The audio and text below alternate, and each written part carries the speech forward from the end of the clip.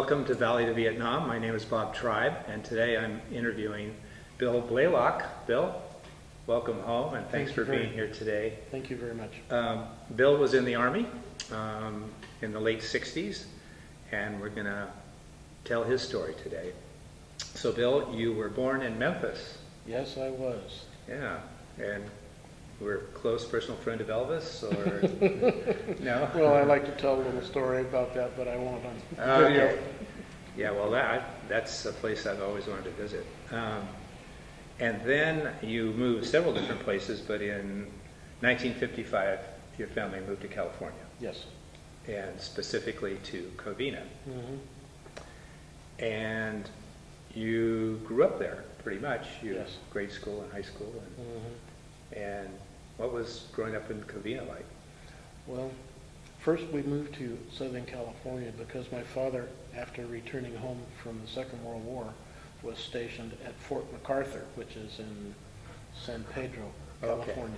Okay. And he said, wow, California is the place we ought to be. So Mom said, Dorothy, we're taking the kid to California. And so we came to California. So that's how we got here. But then moving up to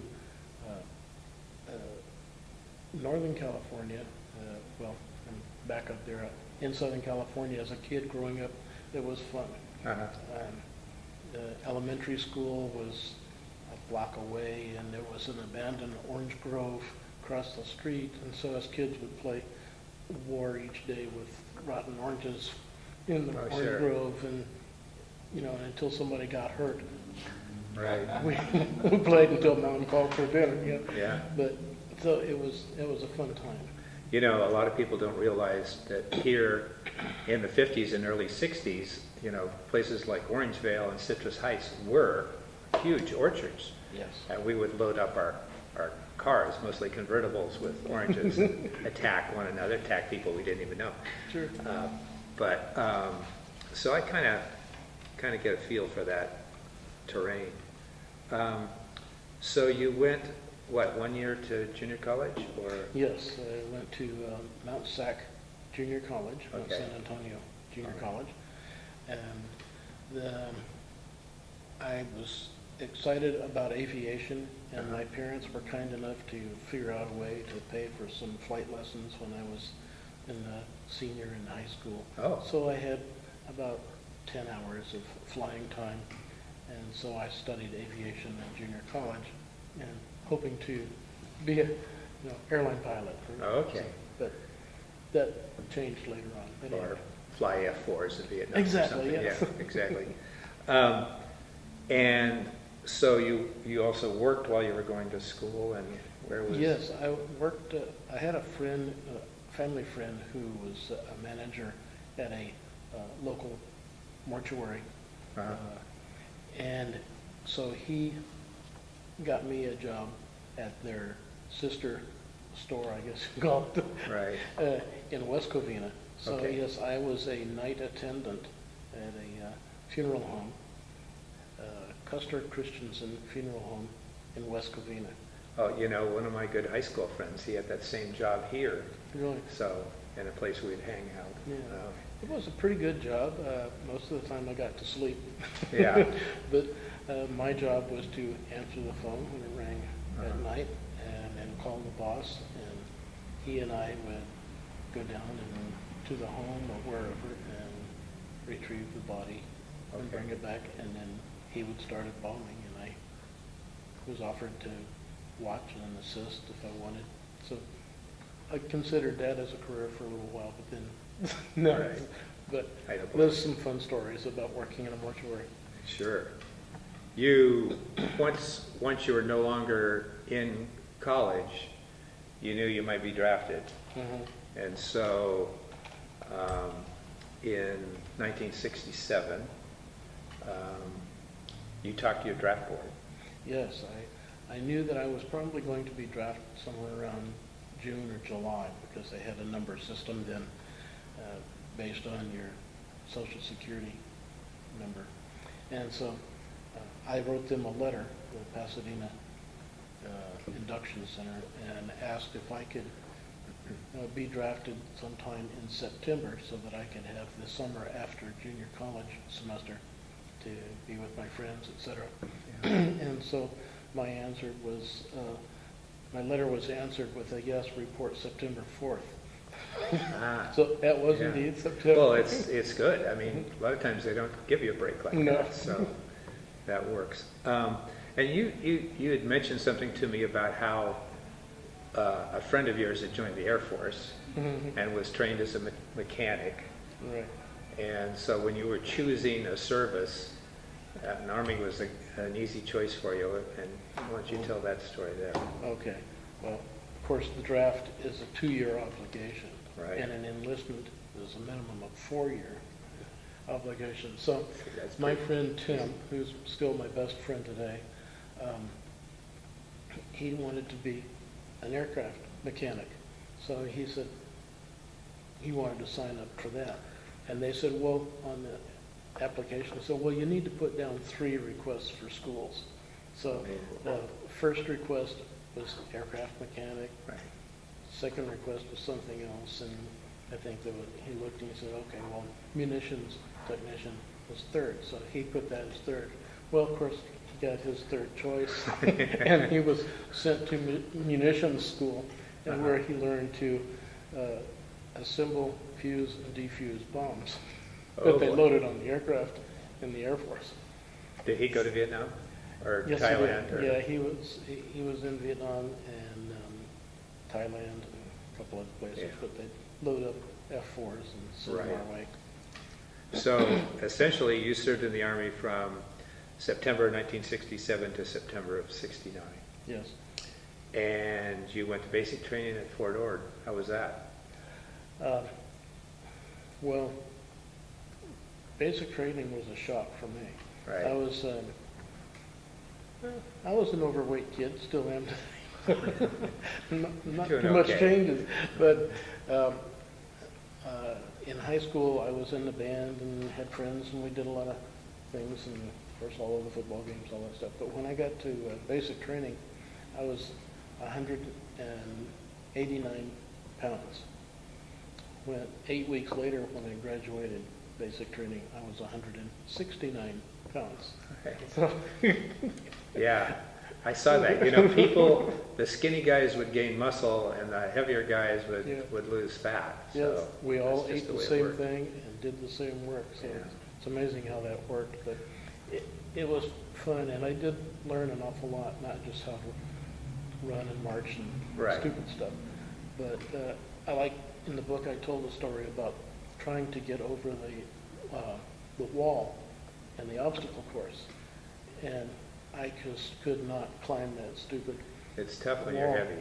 Yes, and in Yeah. a pack and everything else. And so through much trial and tribulation and yelling and screaming at by the first sergeant and the Yeah. platoon sergeant, they taught us to work together to get those who couldn't complete one task, get them through it. So Sure. when I couldn't climb it, somebody behind me helped Yeah. push me over. And likewise, when we got to walking the beam, I helped somebody else. Right. So then, because he pointed out, if we don't all get there, you're all going to die or Yeah. lose. Yeah. So it takes everybody to make it work. So he taught us that without saying it. Well, you know, I mean, that's a real tenet of the military, is just teamwork and doing things together. And those guys who tended to be kind of self-centered and somewhat selfish, they learned quick, you know, to be different. But all of us, I mean, you didn't think of it so much unless you maybe played ball or whatever. Right. But- Well, it's not just an army of one, like the Army Yeah. advertises. Yeah, exactly. Everybody. So after basic training, 8 weeks of basic training, you go to Fort Sill, Oklahoma, Yes. for artillery training. Mhm. What was that like? That was cold. It was in Oklahoma in late November and December, and there's snow on the ground, and we'd be out in the field trying to fire guns and weapons. Right. But I enjoyed the capabilities of the 105 howitzer for the demonstration at the end of the 8-week training class, where we would fire one round at one elevation with a certain amount of charge in it, and he would immediately reload another round and change the elevation and timed it, fired again, and both rounds would met and impact the same port at the same Wow. time. Would some rounds have different amount of charge than the Right, others? you physically could load the amount of powder that you put in the Oh. casing before putting on the Okay. warhead. And so then with projectile force and so on, it goes different elevations and different speeds, and it's pretty amazing. And different kinds of rounds, they Right. HE, high explosive, or will be white phosphorus, Right. or And and in training, all we used was HE, but, yeah. And would you do something pardon me. where some of these would detonate before they hit the ground, aerial kind of burst or whatever? Yes, they could do it like that. Yeah. Okay. So mainly, all your training was either on 105s, 155s, Mhm. howitzers at SIL, Yes. and that was 8 weeks. Mhm. So you figure when you go to Vietnam, which is in March of '68, you're going to be probably assigned to some artillery unit, and you're going to be maybe on a hilltop with a bunch of big guns, and working there maybe with an infantry platoon or company sort of guarding you guys, Mhm. but that's not what had happened. No. Well, when I got to Vietnam, like you say, flew into Cam Ranh Bay, took a day or two of sitting around in a big hangar with several thousand other guys that had just come in country until we all get assigned someplace. Right. And so then I was put on another plane, flown up to Da Nang. From Da Nang, I got on another plane, flown to Dong Ha, which is not too far south of the DMZ. That's about as far north as you can go without living in North Vietnam. Exactly. And there, we were assigned a position someplace. And so they said, well, do you want to be an infantryman or do you want to be an artilleryman? I said, well, I was trained in artillery, let's do that. Yeah, that's a wise choice. After the tears dried up. So, they said, okay, well, here's your C battery. Go over there and meet your sergeant. Uh-huh. So sitting in this little room, and while in the 2-day interim, sitting in this big hangar when we first got to Cam Ranh Bay, I met another fellow that was, and that turned out we both went to the same place. So we Right. started a relationship right there the first day we entered Vietnam, all the way through until I left. But that was Leonard Brewski. Anyway, so we were sitting in this little room in a chair, and then this guy comes in and says, hi, I'm your new sergeant. And so he said, let's go. So we walked across the field out there and to this mechanized piece of equipment with 2 gun barrels pointing at the end. It looks like a tank. Yes. Right. And he says, here we go. I says, well, where's the howitzers? Oh, they're over on the other side. You're not on a howitzer, you're on this.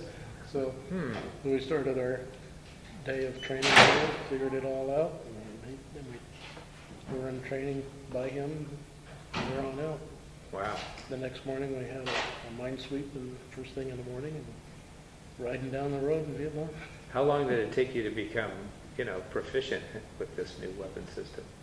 I think we all trained and worked together pretty good. After about a week, we could all coordinate, and the cannoneers knew how to load the gun correctly, Uh-huh. fast, and we could fire and put out rounds to an accurate position. Now, this is 2 40-millimeter guns, Yes. and that's pretty big round. And it's these dusters, these M42s, are a 5-man unit, right? Yes. We had a driver who was in a driver's compartment down below in front, Uh-huh. and the rest of us rode on an open turret up top. And You could all fit in that turret? it was tight, but, Yeah.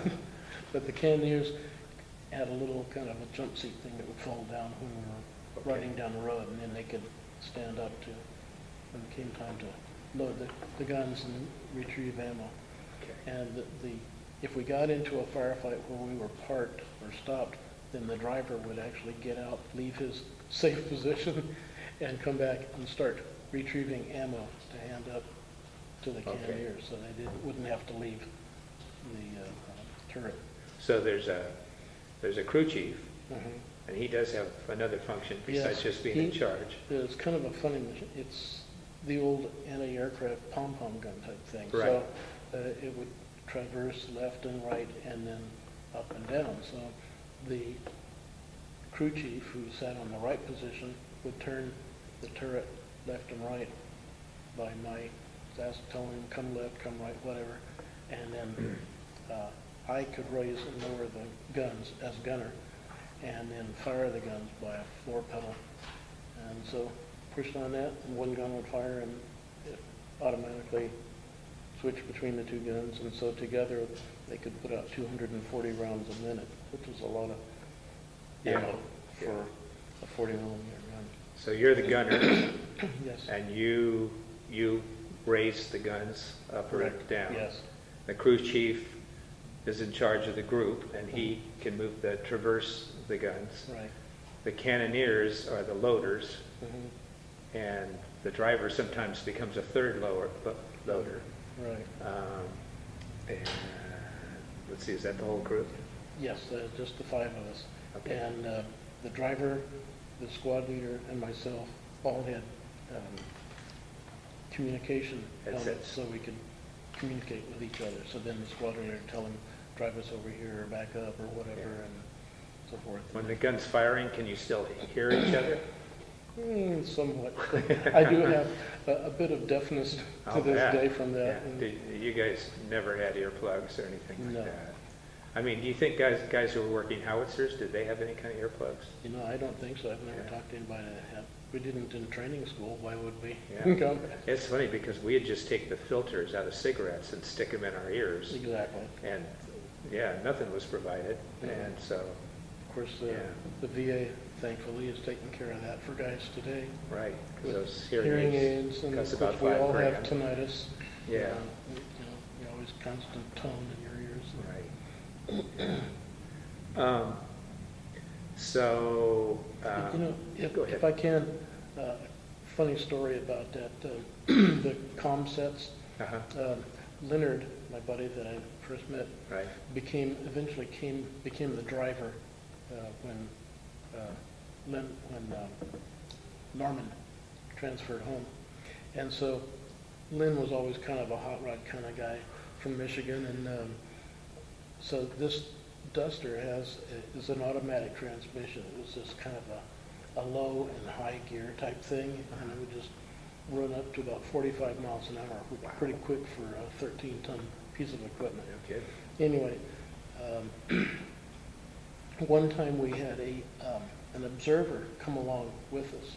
So he was sitting in the opposite seat next to the driver, Uh-huh. kind of down low, has hatches. And so he had it up. We were coming back from, I guess it was a mine sweep in the morning. And so he was kind of standing up in that. So he was pretty much out of the hall. And so Leonard wanted to do his start out in low and slam it into drive, so it goes, and so when he started out in low and then he pulled it back into drive, he actually hit reverse. and that tank stopped really quick and started backing up. But the observer standing up flew out onto the ground. And I still remember that spaghetti cord that's on the comm helmet. right. Disconnected the slap. Was he hurt at all?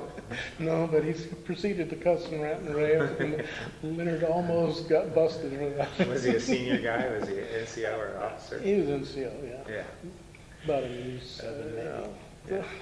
So, that was probably the only levity you maybe had the whole time there, but how typically was the Duster used in combat? Let's say you're moving in with a Marine, you were attached to the 3rd Marines. Yes. So you had Marine infantry types with you, and so how would that be configured and how would it be used?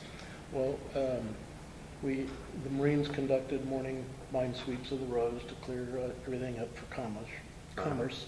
And So we would always provide security for the morning mine sweeps. Okay. And then, because it was a fairly fast piece of equipment, had a good range of the ammo and a high firepower, we were called for backup anytime somebody got into trouble someplace. So several times we were called out because of an ambush or just anything. So we would jump on and leave our place and run down there to help them. So that's how it was called. Kind of, I guess, first responder type thing. Okay. In fact, their motto was first to fire, last to leave.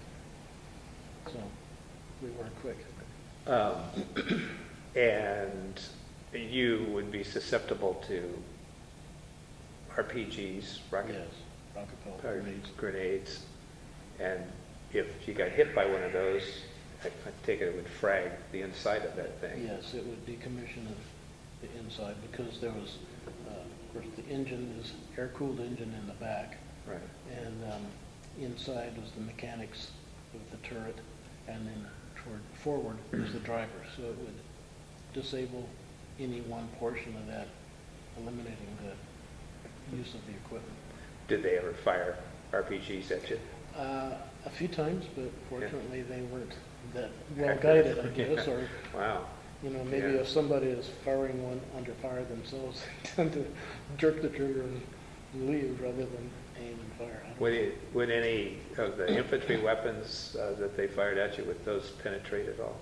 It would penetrate the turret because that was just quarter-inch steel. So because it's curved, well, that would help deflect, but a straight-on AK-47 would penetrate it. Oh, wow. Okay. And where I sat, when it came up to about here, so this much of me was exposed all the time, and then the cannoneers a bit more. Yeah. Well, that sounds pretty hairy. You always remember the first time you know that you were shot at, and so I remember that. Many others, but that first one kind of stays with you. Were any members of your crew wounded?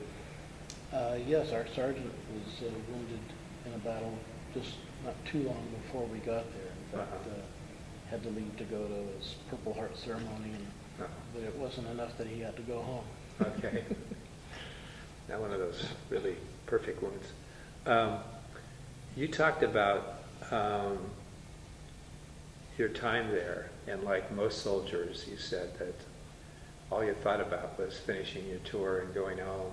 Mm-hmm. And then that one day it comes, and you just had different feelings. Why don't you mention that? Yeah. Well, we the night before I was to come home, we got a radio call that said, "Blaylock, pack your gear." And in the morning after you finish minesweep, you'll be going to Dong Han, take a plane to Cameron Bay and go home. Yeah. Wow. It was finally there, my 365th day. Yeah. So we did. We went on the minesweep in the morning, and then the crew dropped me off at base camp before going on up the hill to their OP. And that was really sad. It was tough saying goodbye to those guys. When you've lived a full year with 3 of them, and the others rotate in and out, and you've become pretty close. You sleep in the same bunker, and you work in the same 10-foot path of each other all the time, and you have to coordinate your life together. It's a pretty tight bond. Sure. So that was hard, and you probably say a lot of things that probably at the time you intend to keep, just like when we graduated from high school. Oh yeah, I'll write you or I'll call you, and you never see those people again. So, true. It was kind of like that, I guess, and we thought we would, but when I came home, I didn't want to go back. Yeah. So my whole thought that whole year was about going home. Of course, I was married then at the time before I left for Vietnam. I got married, and so that was what I concentrated on. Right. And then when I did get home, it wasn't like what I had imagined it to be. And of course, just the same as my family, it wasn't the same for them. My return wasn't the same for them as they thought it would be. So both sides don't quite connect there, you know, and so there's a little post-traumatic stress for both, you know, Sure. the home and the warrior. So It's not like the old movies. no, No. that's you know, those are wonderful. yeah, everybody hugs and Yeah. they have a party Yeah, and the old movies, it's great because we win and everybody comes home and they go to work and they're happy. all the old war movies, you had these really clean wounds where you could barely tell the person was hit, but Right. I remember, you know, watching Saving Private Ryan, and as those UDTs would open up and every single person would be killed, you know, by 20 millimeters or whatever, and I just think, I had my son watch that when he was young, because he was talking about going in the service, and I said, yeah, well, don't grow up on John Wayne movies like I did, you know, you've got to see what it's really like, so. Right. Well, Platoon is my favorite war movie because first it is my war, or of my Right. war. And not so much that I was infantry and experienced that, but those characters were all of us. Those characters in that movie were us 5 guys. Yeah, And there was guys that wanted to be those crazy warriors and guys that just wanted to kick back. right. That I know of, none of us ever went to an opium den and, you know, zoned Sure. out on pot, but because we were always together, so we wouldn't know. The attitudes there, and so that movie speaks to me. You know, I think that, and we talked before, and I mentioned to you that I thought that one of the best things about the Army was my whole life had been California. And, you know, California values, and you don't realize how unique, you know, Californians are, and how they're viewed by people from, you know, Georgia, Texas, New York.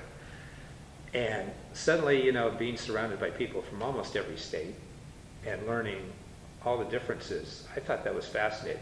And people that maybe you didn't initially like at all got to be really good friends, and many of them are still my good friends.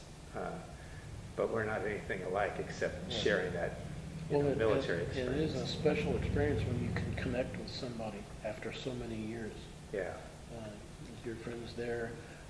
It took me almost 35 years after coming home before finally searching out, and I found Leonard Brusky, and he's in Michigan still. yeah, nice. But thanks to internet technology and things that came along well after we were in Vietnam, Right. I was able to do that. And our other friend, Dennis Ramsey, I found him, but unfortunately, through Leonard, he had died the year before. Oh, So I waited too long to Yeah. make the search and find my friends. it happens. But at least Leonard and I now call each other, and you know the obligatory Christmas cards and things. But our wives communicate and understand each other, and it's pretty special. That's nice. I know I have that relationship with a bunch of my Army buddies, and you know, although I don't see them a lot, as close to me as just about anybody except for my family. Mhm. So once you got out of the service, you worked a lot of different things, and you felt a certain amount of depression and, you know, anxiety, whatever. Once you Yes. talk about that. I didn't realize that anything had changed, and I suppose my family did right away, but I came back, and of course, because of the GI Bill, I was able to enroll in junior college again, and I wanted to take up aviation again, so I took classes, and I was able to take some more flying lessons thanks to the GI Bill, because that was a career choice, so I could do that. But that money ran out pretty quick. Pardon me. But so I got jobs like at gas stations and just whatever. In fact, I had several gas station jobs, and it was a deal like I would show up 3 minutes late, and the boss would say, "You're late." So, I had no concept of respect for that. Yeah. And pretty soon it was just, well, F off, I'm out of here. So I lost several jobs early on like that. I sold shoes, I've sold solar systems, I have driven a truck, I was security guard, I was a peace officer, lots and lots of things. As a peace officer, what were you doing? I was with San Jose PD as a police cadet, issuing parking citations and towing abandoned vehicles and issuing court subpoenas. And so I learned right away how to hunt down people and find out where they were. And as an agent of the police department, I could go into their place of business and serve them a subpoena. Right. So anyway, so I learned a lot doing that. And then I decided that, law enforcement isn't quite for me. So I had a brother-in-law who was a truck driver, and by this time we had moved up to San Jose. And so I learned to drive a truck, a semi-tractor, and was doing that, and this is pretty cool. So I did that for about a year, and then heard that San Francisco PD was hiring. So I put in an application, and about 6 months later, I was with San Francisco Police Department working at the airport, what is, I suppose, now TSA. But basically standing guard while screeners did their thing. And so we were only there if somebody made a threat or was being stupid, then we could arrest them and take them aside and whatever's necessary. But it was a whole different deal then. It was more of a PR job, and especially at San Francisco Airport. That was a pretty good gig. Yeah. But anyway, so San Francisco PD, then went back to truck driving, and then I sold some solar systems, water heating systems, and I went through 36 different jobs between coming home, getting out of the Army, and where I am today. And you figure that PTSD had something to do with having 36 jobs. Yes. Yeah. I went through a lot of depression and anger. I was emotional numbing, it's called, where you don't allow your emotions to get out because for fear of being hurt. Just like in Vietnam, so many of us learned that you don't trust or you don't accept the new guy right away because you're just going to lose him. So you don't want to know anything about him. And so, especially for infantrymen, that it would happen all the time. Right. For our crew, we didn't lose each other like that, but we're still protective of ourselves. So why subject yourself to that hurt? So anyway, so emotional numbing, sleepless nights, reoccurring nightmares. For so many years, I kept having these two same dreams over and over, where at least 3 times a week I would have the same dream. And when you start getting 3 hours of sleep a night, it makes you for a pretty crappy person. Yeah. And you can't tell anybody. Who are you going to tell that you're crazy?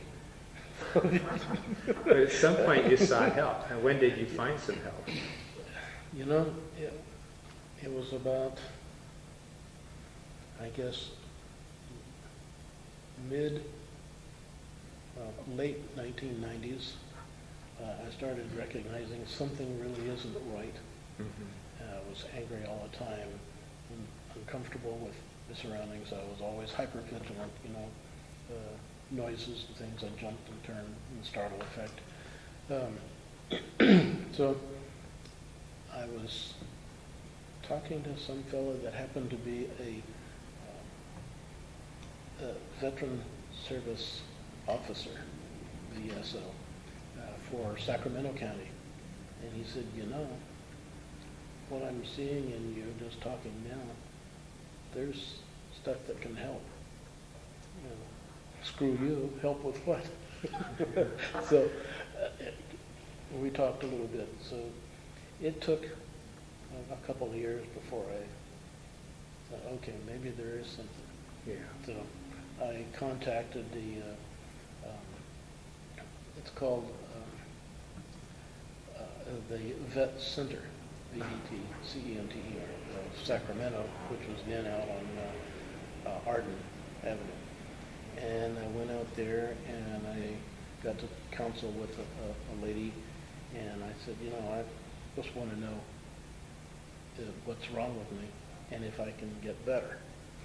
And she says, well, there's a lot of benefits for you. I said, well, I'm not here looking for money. I want to get better. So anyway, she said, okay, yes, there is help, and we can do some psychological counseling and so on. So she recommended that I first go see an actual VA psychiatrist and get a real diagnosis. So they set that up. Of course, everything with the VA takes a long time. So from that time till my first psychiatrist interview was probably about 5 months. So anyway, got that. He said, yes, you exhibit signs of post-traumatic stress. Fine. So went on anyway. It was a VA class, 11-week information class that told us about these things that we feel, but we didn't recognize.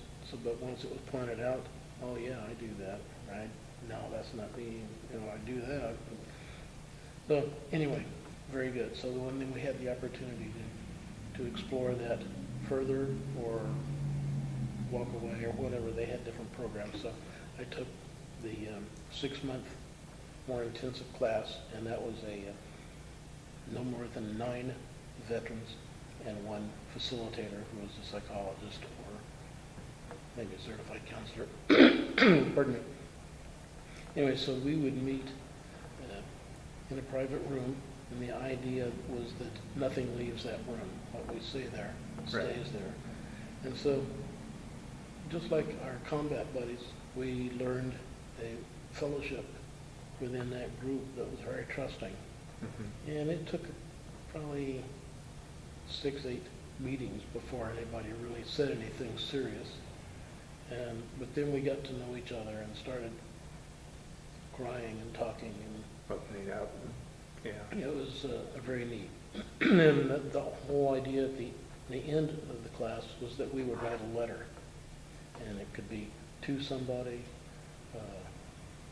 for somebody, about ourselves, for ourselves, either expressing anger or guilt or whatever, but you had to write a letter expressing something. So, of course, we all objected to that right away, and then found out I ended up writing 3 letters, and the guy that objected most wrote 2 letters.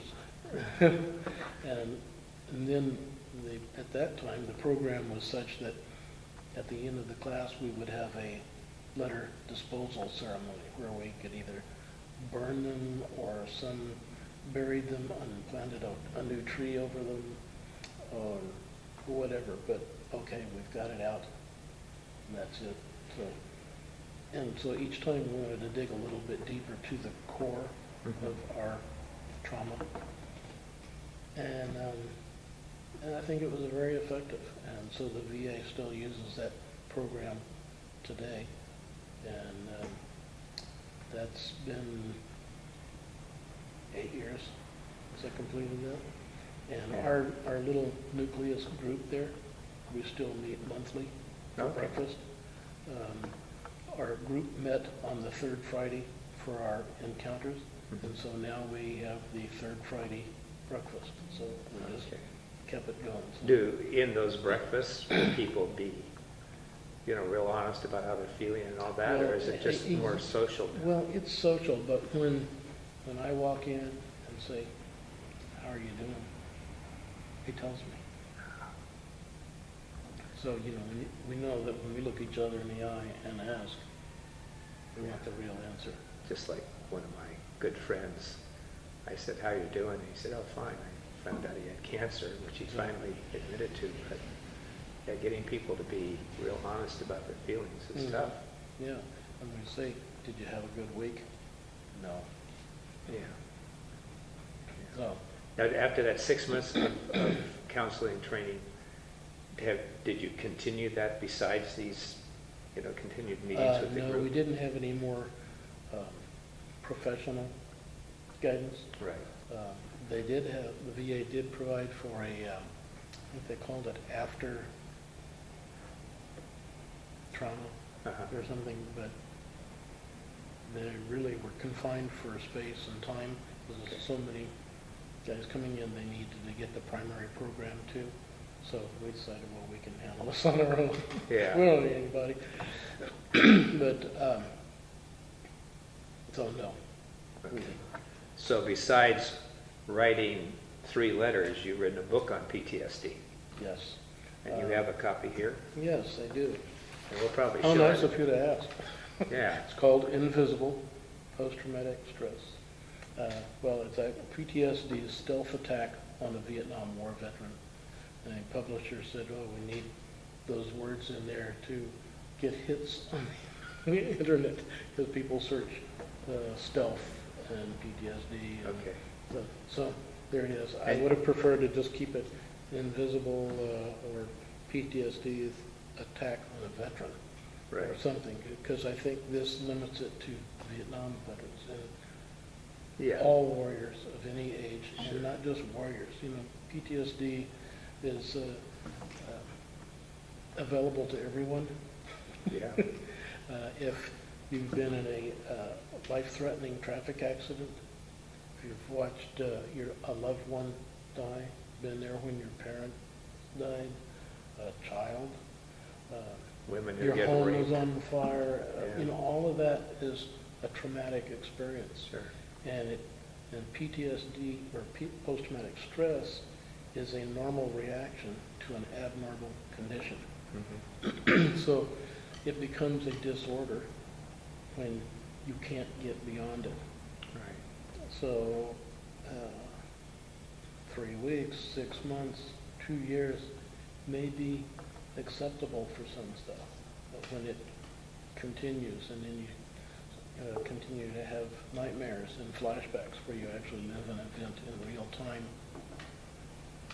like it was really happening, Yeah. then becomes a disorder. So That's about having the D is on the end. About having the same 2 dreams that you were talking about Yes, earlier. those were the reoccurring nightmares, and then I Sure. did have flashbacks where I would be reliving something. Yeah. Well, Bill, I really appreciate you coming in today. Thank you. I think this is one of the more important stories that we've told so far in this project. Thank you, but I think And they're so- all important. Everybody needs to tell it and get it out. That's true.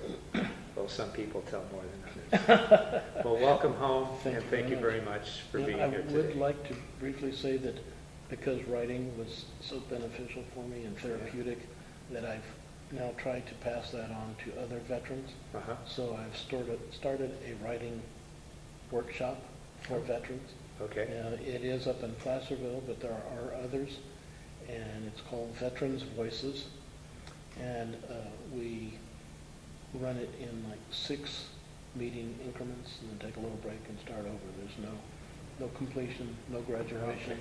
It's not an English class. We don't teach you where to put a comma or how to spell a word or structure a paragraph, but I want you to write it out. And if anybody will do this, sit down someplace quiet, write your thoughts, and then a few minutes later, go back to a quiet place, read that aloud, and it's amazing what your mind was able to flow out on paper. And your own thoughts will become clearer, but because it's vocal now. So that's just an amazing technique, and I used it, or I learned it, I guess, I don't know Yeah. if somebody told me or not, but it's so therapeutic, so please write. Well, thanks so much for doing that. I mean, I think that's really important. It's great that you kind of helped yourself a great deal by doing this book, and now you're helping a lot of others. Thank you, So- yes.